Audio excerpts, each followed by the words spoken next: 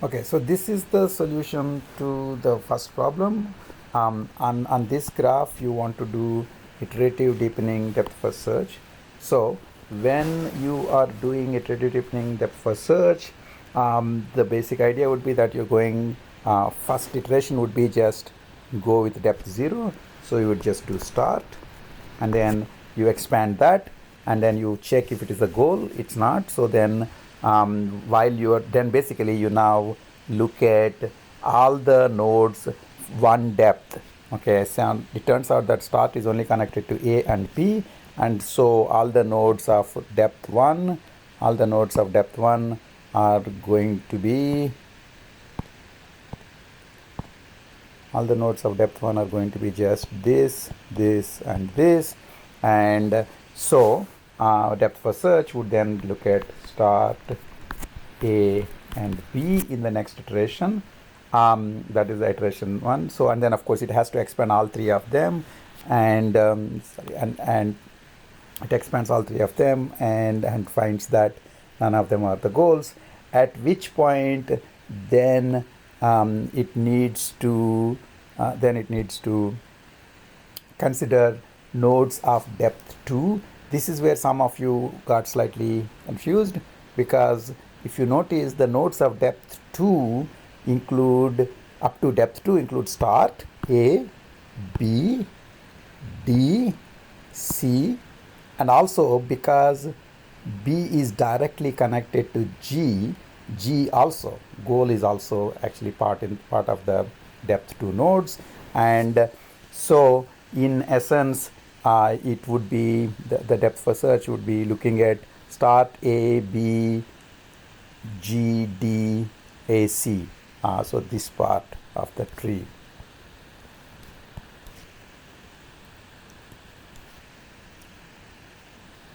Okay, that part of the tree is what it's going to look at. And so not surprisingly, so in this time, if you just assume that the depth first search does the alphabetically, then it will do start, then A, then C, then comes to B, then D, and then G. Okay, so that's basically the way iterative deepening depth first search works on this particular map. Okay, so that's for the first part. Now for the second part, let me just clean this all up so that it will be easier to show the next part. Okay, now for the second part, essentially you're looking at A star search on this.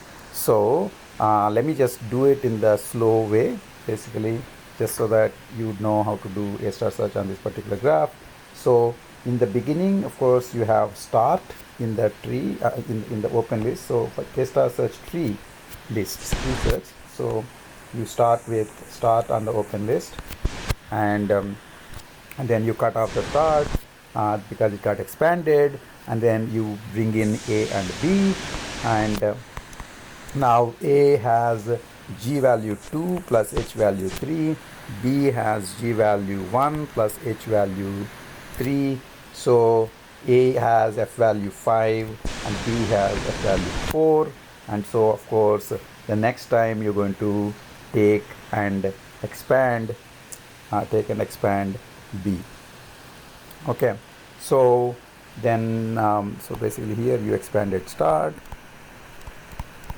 then here you expand B. Now if you expand B, you still have A with 5, and then when you expand B, then you essentially get D and G, and so D and G, and D will come in with 6 as the G value and 2 as the H value, and G will come in with 11 as the G value and 0 as the H value. To see that G comes in with 11 as the G value, notice that B's G value is already 1, plus you're taking 10 more, and so 11 is the G value for the goal G. Okay, so at this point again you need to expand, so you will expand A.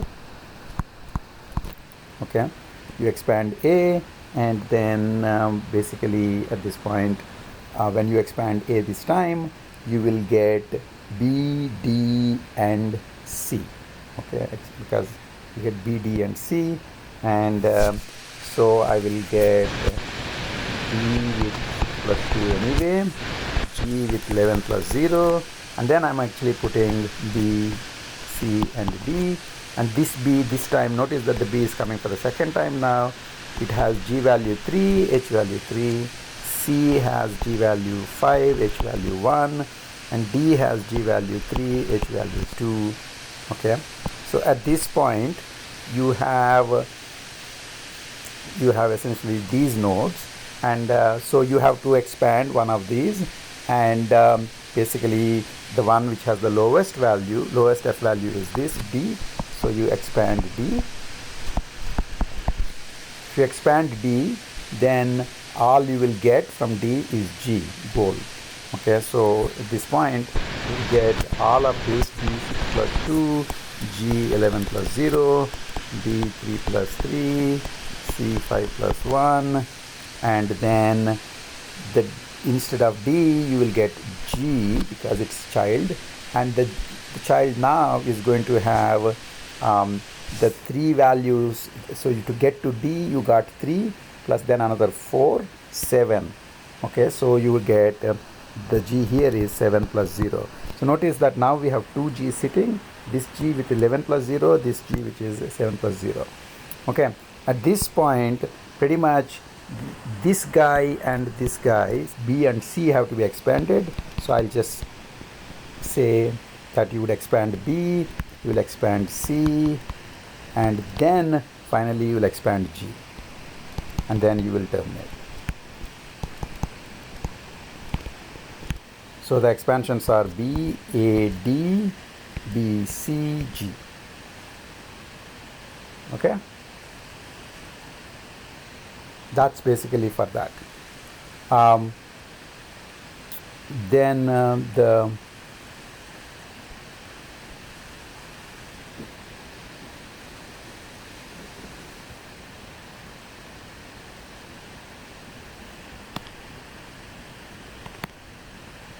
okay, then the next two for us are essentially, how large can HA get before the heuristic becomes admissible. H of A, so this is the A, so now the closest A, the shortest path from A to G is, this is 7 plus 3, 10, this is 4 plus 1, 5. So if you ever think the cost of going from A to G is more than 5, if the estimate is more than 5, you will be in trouble. So the highest the heuristic can get is 5. So HA can be 5 at most. After that the heuristic becomes inadmissible. The last one asks the way the heuristic values can be changed such that heuristic becomes locally inconsistent for nodes A and D. So once again I can see A and D. A has now heuristic H equal to 3, D has heuristic H equal to 2, and I just want to make the heuristic locally inconsistent. And the one thing that I can essentially do is to, as we remember, if you actually remember the discussion in the review session, if you just make the D's heuristic value to be 0 suddenly, then you would wind up having the heuristic being locally inconsistent. Okay, so one way is to make HD equal to 0. Okay, and in that case then what happens is that you have A, you have D, you have G. You're saying A to G is 3. You're saying A to D, if you look at the map, A to D is 1. A to D is 1, but then you're saying this is only 0. Okay, so in this triangle of inequality would not hold, and so heuristic would be become inconsistent. So that's all we needed to do here.